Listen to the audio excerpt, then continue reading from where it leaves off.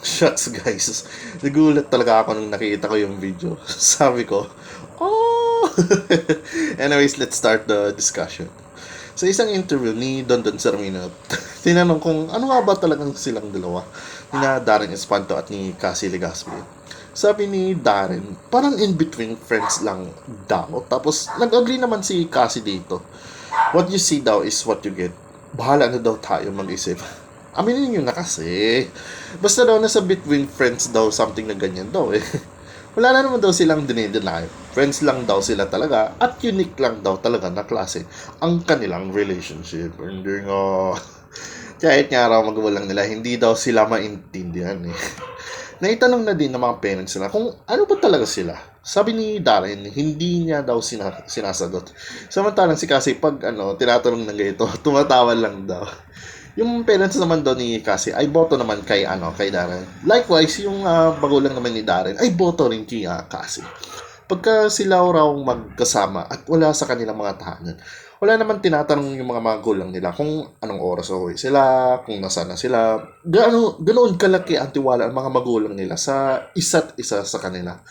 Pag magkasama daw sila, they feel secure when they are together. Kumbaga, yung anak mo ay nasa taong pwede mo pagkatiwalaan, kaya hindi ka mag-aalala, di ba?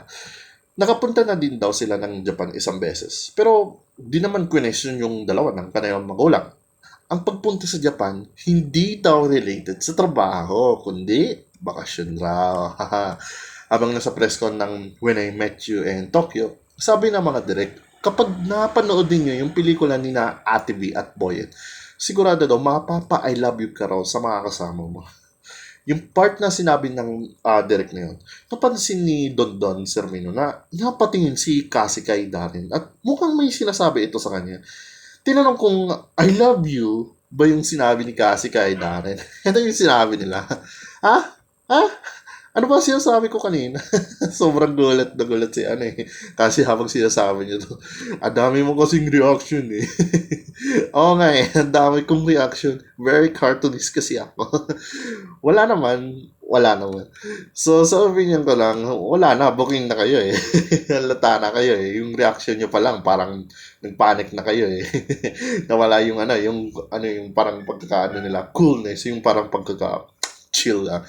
Tapos guys, kung gusto niyo mapanood yung saktong reaction ng dalawa, may YouTube link ako dito sa baba ng video.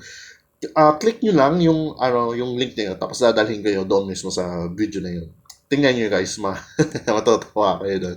Anyways, yun na lang balita ko sa inyo na yung araw na ito. Ako si JB, Showbiz Chapore.